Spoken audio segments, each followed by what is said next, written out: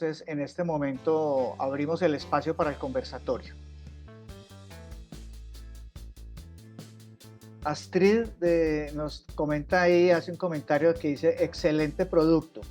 Sí, como bien lo decía el doctor Wilson, tenemos un excelente producto que realmente cumple y supera las condiciones de lo que se requiere para ayudar al concepto de la microbiota, y ahí tenemos algo que es de verdad maravilloso para poderlo compartir con muchas personas.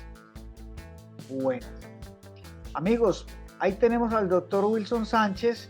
Preguntas, comentarios que ustedes quieran compartir. Adelante. Marta nos dice que muchas gracias al doctor por el lenguaje muy sencillo. Muy bien, muchas gracias a ti. Sí, de eso se trata, que esto sea muy comprensible y que sea muy asequible para todos. Nos está compartiendo Astrid desde Barranquilla, doctor. Nos dice que si nos podrías compartir un poco más sobre lo que es la diferencia entre los probióticos y los prebióticos. A veces tendemos a confundirnos, a mí me pasaba igual. Los prebióticos, como su palabra inicial dice, pre, ¿sí? O sea que están, digámoslo, entre comillas, antes de. Entonces es todo lo que yo pueda alimentar, porque un probiótico es para alimentar la flora intestinal. Entonces esos tienen que ver principalmente con la alimentación. Lo que más alimenta a las bacterias intestinales es la fibra, ¿sí? Y la fibra pues proviene de ensaladas crudas principalmente. Entonces por eso debemos consumirlas crudas para que haya un buen volumen de fibra y esto ayude a que las bacterias intestinales se alimenten de ellas, ¿sí? Ya cuando tenemos un problema de salud específico, pues hay que alimentar al intestino, pero ya con cepas de bacterias naturales de las que nos sirven a nosotros, porque generalmente proliferan más las malas que las buenas y no tenemos, digamos, la cultura de tratar de equilibrar esas bacterias buenas y malas, ¿sí? Para que haya una buena simbiosis, ¿sí? Entre las dos. Por eso cuando hay una disbiosis, o sea, una alteración entre la flora bacteriana buena y la mala, entonces la microbiota se afecta. Entonces se recomienda en esos casos el uso de estos productos probióticos, ¿ya? Muy bien, doctor. Muchas gracias. Tenemos otra pregunta de Luis Enrique en Armenia. ¿Cómo combatir los parásitos, que es lo que más acaba con la microbiota, ya que tenemos más parásitos que microbiota? Bueno, los parásitos tienen que ver mucho también con nuestro sistema inmunológico, ¿ya? Y con nuestro estilo de alimentación, ¿sí? Los europeos tienden siempre a decir de que ellos no sufren de parásitos, y si uno se pone a ver como las estadísticas en esos países con respecto al nuestro, que es más tropical, pues nosotros como que tenemos un mayor nivel de parasitismo. Entonces, en ese sentido, hay que tomar como una norma de desparasitarnos cada 6 a 12 meses, 1 o 2 veces al año, dependiendo de pronto de que yo intuitivamente me dé como cuenta de posiblemente por determinados factores que esté sufriendo de parásito. Entonces me puedo purgar una vez al año o 2 veces al año sin ningún problema, pero hay que tener en cuenta, si yo me voy a purgar, tengo que purgar a toda la familia, a todos los que conviven conmigo, hasta incluidos las mascotas. ¿Por qué razón? Porque ellos también son un vehículo de transmisión de esos parásitos. Muy bien, doctor. Muy clara la explicación. Tenemos otra pregunta de Natalia en Chile, que nos dice: doctor, ¿es recomendable consumir probióticos cuando el intestino tiene exceso de bacterias patógenas en el intestino delgado y además hay un intestino roto? Bueno, No entiendo muy bien la pregunta con respecto al intestino roto. O sea, que tiene que una colostomía o qué. Bueno, Porque Natalia, te en ese invitamos sentido, a aclarar la pregunta un poco para que el doctor nos ayude con la porque es respuesta. que sí es cierto que a veces proliferan más las bacterias malas que las buenas y por eso tenemos que alimentarnos de bacterias buenas. El cuerpo siempre tiene que guardar un equilibrio, ¿sí? Y nosotros tenemos que evaluar esa disbiosis. Y esa disbiosis las vamos a ver en casos de diferentes enfermedades que nos pueda presentar, diarreas, fiebres, depresión, candidiasis, como decía ahora, mucha irritabilidad, alergias, el sufrir de asma, disminución de la memoria, ¿sí? El tener alteraciones nutricionales, en fin, dolores articulares, estreñimiento, flatulencia. O sea, existen muchos factores que pueden darme a mí una orientación de que tengo una disbiosis en mi microbiota y que debo consumir un probiótico. Muy bien, Natalia nos está diciendo aquí que sí, que el intestino permeable que ha causado enfermedades de artritis. Bueno, el intestino permeable tiene que ver con algo mucho más complejo, ¿cierto? Y es con respecto a la alimentación. El intestino permeable es causado para mí, por 3 factores importantes que se han estudiado: el gluten, los lácteos y los azúcares. Esos 3 elementos van a alterar nuestra función, pero ya funcional, como dice funcional, del intestino, ¿sí? En el cual el intestino permeable, como su nombre lo dice, se vuelve permeable. El intestino tiene que estar más o menos así cerrado, y cuando consumimos esas sustancias como los lácteos, el trigo, la cebada y el centeno que contienen gluten y los azúcares, pues entonces se abren esas cilias intestinales, permitiendo el paso de sustancias, ¿sí?, que van a causar mucha inflamación y principalmente van a producir lo que son eczemas, acné, asma, rinitis, ¿sí?, y psoriasis. Entonces, ahí no es tanto las bacterias las que van a producir el intestino permeable, ya son las sustancias como tal que actúan a nivel fisiológico sobre las partes anatómicas del intestino. ¿Ya? Bien, doctor. Hay otra pregunta de Sandra. Nos pregunta, ¿el trastorno de atención en niños es por la microbiota? ¿Se puede revertir? Puede ser una de las causas, ¿cierto? Pero más que todo tiene que ver es con el azúcar. Casi a todos los niños, para compensarlo, le damos una banana, una chocolatina, y eso afecta y produce irritabilidad a nivel neuronal del cerebro, ¿ya?, disminuyendo con ello la producción de serotonina. Entonces, es muy importante que cambiemos ciertos hábitos en los niños para disminuir esa hiperactividad que presentan muchos de estos niños hoy en día. Es más que todo por la alimentación. En mi experiencia personal, que sí, sería bueno darles probióticos para que se produzcan niveles adecuados de serotonina, porque acuérdense que veíamos ahora la conexión cerebro-intestinal, donde el cerebro produce el 20% y el intestino produce el 80% de la serotonina. Y vimos cómo la serotonina tiene que ver con los estados emocionales de las personas, con ansiedad, depresión, irritabilidad, esquizofrenia, etc. Sí, ese dato es bien importante y realmente es poco conocida esa relación entre el 80% y el 20% en la producción de serotonina. Y es que ese porcentaje es muy alto, un 80%. Entonces, pues por eso ese cuidado que debemos de tener con la parte de la microbiota. Por eso se habla de que el intestino es el segundo cerebro. Sí, y cada vez se está generando más conciencia alrededor del tema, en estos conversatorios y en lo que día a día estamos escuchando, pues hay mucha más conciencia sobre ese cuidado y pues por eso el tema tan importante. Tenemos otra pregunta, doctor, de Claudio. Dice, buenas noches. Cuando hay un diagnóstico de colon irritable o perforado y se ha recibido antibióticos muy fuertes, ¿qué recomendación más adecuada para restablecer la microbiota?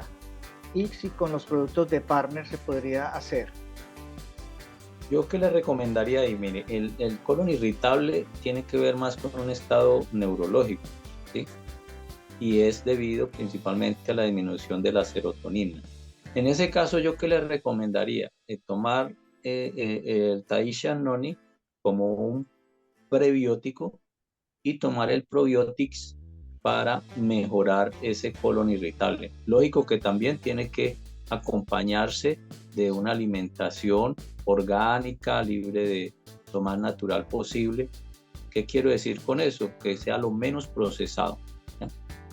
Tratar de volver a los básicos. ¿Y qué es los básicos? Es el producto como viene al natural, ¿sí? Consumir frijolitos, lentejas, garbanzos, habas, ¿ya? Comer ensaladas, semillas, ese arroz integral, quinoa, bien, doctor. avena. Sí, tú lo decías ahora, que me parece también bien interesante y recuerdo la relación que tiene el Tahisha noni con la producción de serotonina. Y en muchas charlas aprendimos que había una relación y que era un precursor bien importante para la producción de la serotonina, y tú también lo acabas de mencionar.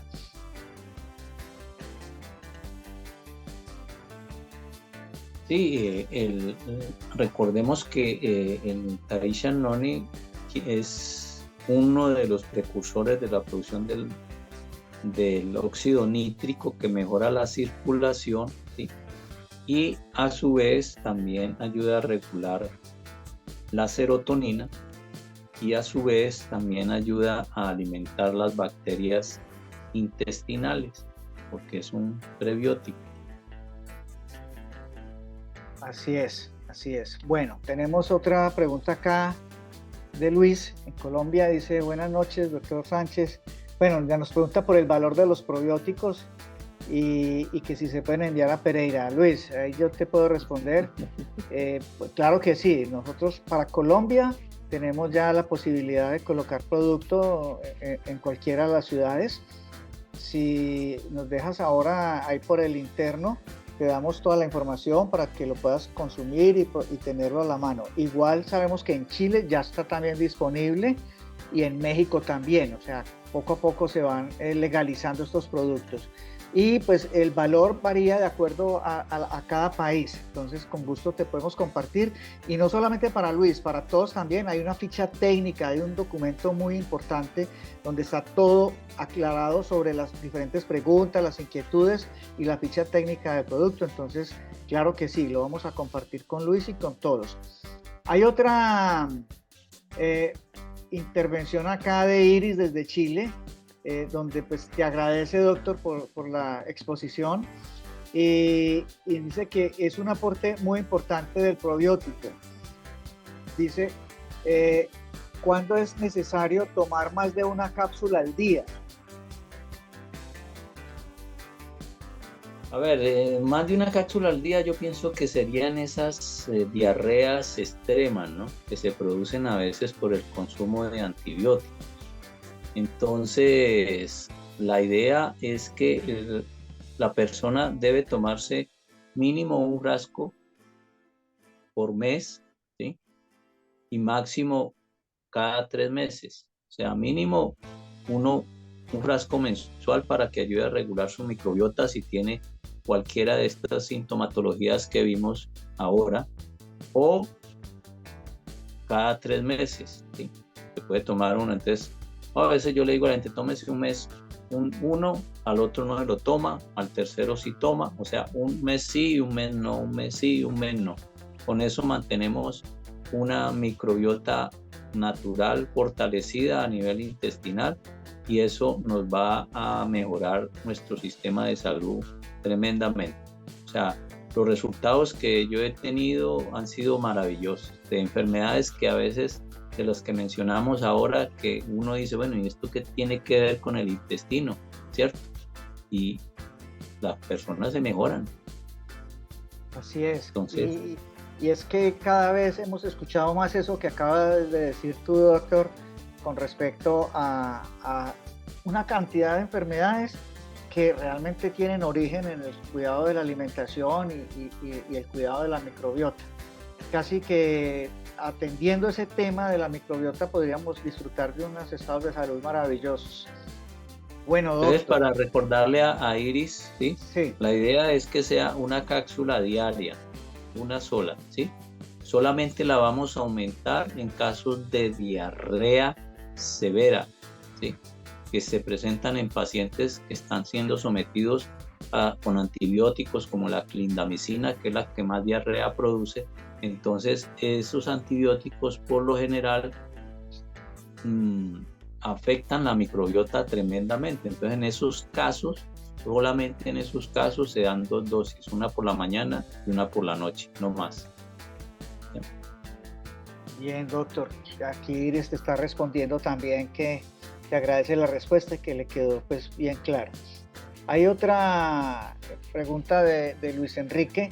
Dice, vi un caso de un señor con unas bombas en el estómago como ampollas y fue tratado como si pudiera darle una peritonitis, ya que también tenía el colon irritado y tuvieron que hospitalizarlo.